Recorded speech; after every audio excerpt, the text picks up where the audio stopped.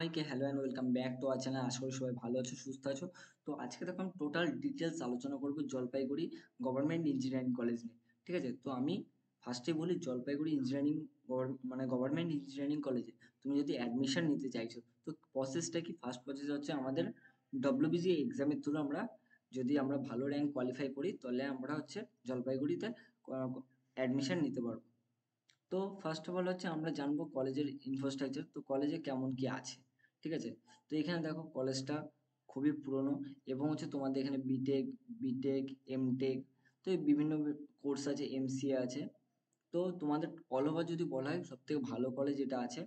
এবং এটা হচ্ছে এখানে কোর্স অফার করেছে ইউজি পিজি যারা আছে। টোটাল সিটস আমাদের 390 আছে। ঠিক আছে, তো এটা হচ্ছে আমাদের বেসিক আমরা জানলাম। এবার আমরা কোর্স নিয়ে জানবো আমাদের এই কলেজে কি কি কোর্স আছে। ঠিক আছে, তো ফার্স্ট অফ অল দেখো আমাদের কোর্স এখানে বিই আছে বা বিটেক আছে। ঠিক আছে, আর নাহলে এমই বা এমটেক। ঠিক আছে, তো এবার আমরা জানলাম কোর্স নিয়ে। এবার আমাদের কোর্সের কেমন খরচ হয় সেটা আমাদের জানতে হবে, এবং কোর্সের জন্য এলিজিবল ক্রাইটেরিয়া কী কী থাকে। ঠিক আছে, তো দেখো যদি আমি বিটেক বা বিই করতে চাইছি, ঠিক আছে, তো আমাদের 37 থেকে 1 লাখের মধ্যে খরচ হয়ে যায়। টোটাল পড়াশোনার খরচ হচ্ছে আমাদের 37 থেকে 1 লাখের মধ্যে। এবং এলিজিবল ক্রাইটেরিয়া কী কী আছে? তোমাদের 12 পাস হতে হবে, এবং 50% পেতে হবে, 45% পেতে হবে।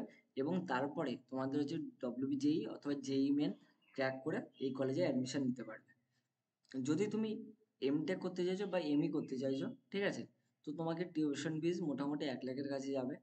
এবং তোমাকে এক্সাম দিতে হবে কি, বি ডব্লিউবিইউটি বা পিজিইটি, ঠিক আছে, বা গেট। এই তিনটে কোয়ালিফাই করলে, এই তিনটে এক্সামের মধ্যে যে কোনো একটা কোয়ালিফাই করলে তবেই তোমরা এই কলেজে এমটেক করতে পারবে। ঠিক আছে, এটা গেল আমাদের টোটাল কোর্স অফার। এবার আমাদেরকে টোটাল ফিস জানতে হবে, যে আমরা যদি কোন কোন কোর্সে আমাদের কেমন ফিস হয়। তো আমি তোমাদের ফার্স্ট ইয়ার একবার বলে দিচ্ছি, বিটেকেও তোমাদের 1 লাখ এবং এমটেকেও তোমাদের 1 লাখ টাকা খরচ হয়। তো আগেও বললাম।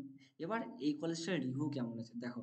বিগত 2 থেকে 3 বছর ধরে এই কলেজটার রিভিউ আস্তে আস্তে খুবই ইনক্রিজ হচ্ছে। আমরা যাদবপুরের রিভিউ দিয়েছিলাম কেমন, 4.5, বাট এটার আমরা রিভিউ দিচ্ছি 4.2। অর্থাৎ এটা আস্তে আস্তে প্লেসমেন্টের দিক থেকে খুবই ভালো পজিশনে যাচ্ছে।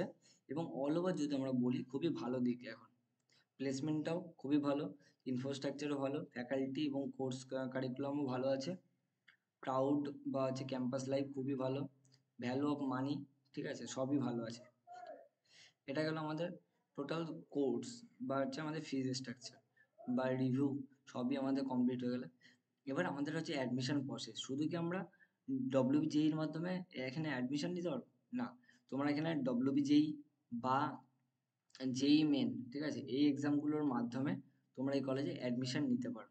ঠিক আছে, এবার আমাদেরকে জানতে হবে প্লেসমেন্ট। এখানে প্লেসমেন্ট ওভারভিউ কেমন আছে।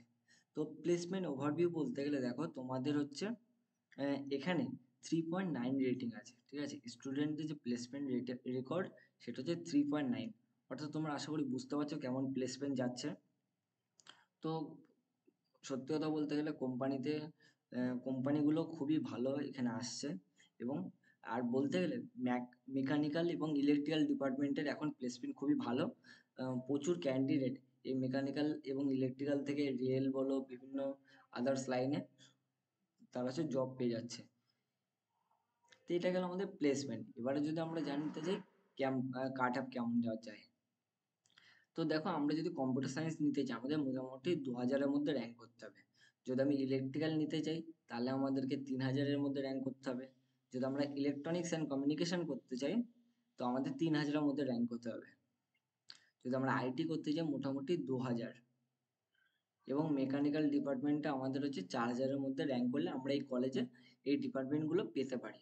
বাট কাস্ট হচ্ছে সব থেকে মোস্ট ভেরিফাইড। ঠিক আছে, কাস্টের থ্রু অনেকে ভালো এগিয়ে যায়।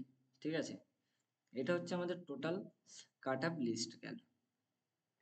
এবার আমরা যদি এখানকার ইনফ্রাস্ট্রাকচার দেখি, তো এখানে দেখো বিভিন্ন ল্যাব আছে, কেমন আছে, ল্যাব অ্যাভেলেবেল আছে।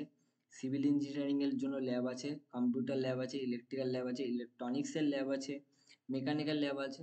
তার সাথে সাথে এখানে 4টে নতুন ফেসিলিটিস আছে। যেমন কি কি ফেসিলিটিস? এক হচ্ছে লাইব্রেরি, অর্থাৎ স্টুডেন্টদের জন্য লাইব্রেরি ব্যবস্থা আছে। জিমের ব্যবস্থা আছে, যেটা মানে স্টুডেন্টের হেলথ কেয়ারের জন্য। তারপরে দেখো হসপিটাল বা মেডিকেল ফ্যাকাল্টি ফেসিলিটিস আছে। তো তোমার যদি হঠাৎ কোনো মেডিকেল ইস্যু হয়, তোমাকে সেইভাবে পরিষেবা দেওয়া হবে। এবং অডিটোরিয়াম আছে, যেখানে বিভিন্ন প্রোগ্রাম অ্যারেঞ্জ হয়, ঠিক আছে। সেন্ট্রাল কম্পিউটিং ল্যাব আছে, ভিডিও ল্যাব, যেগুলো ফেসিলিটিস, ঠিক আছে। বিভিন্ন ভালো ভালো ভালো অপরচুনিটিস এই কলেজে আছে। এবার আমরা যদি দেখি যে এই জলপাইগুড়ি থেকে কেমন প্লেসমেন্ট গিয়েছে। তো দেখো বিগত বছর বললে আমরা 2024-এ আসি। তো 2024-এ খুবই ভালো প্লেসমেন্টে গেছে। তো ম্যাক্সিমাম ক্যান্ডিডেট যারা মেকানিক্যাল, ইলেকট্রিক্যাল এইসব ডিপার্টমেন্টগুলো থেকে সব থেকে ভালো প্লেসমেন্ট হচ্ছে, কারণ ইদানিং বিভিন্ন প্রকল্পে এই সকল ক্যান্ডিডেটদের দরকার।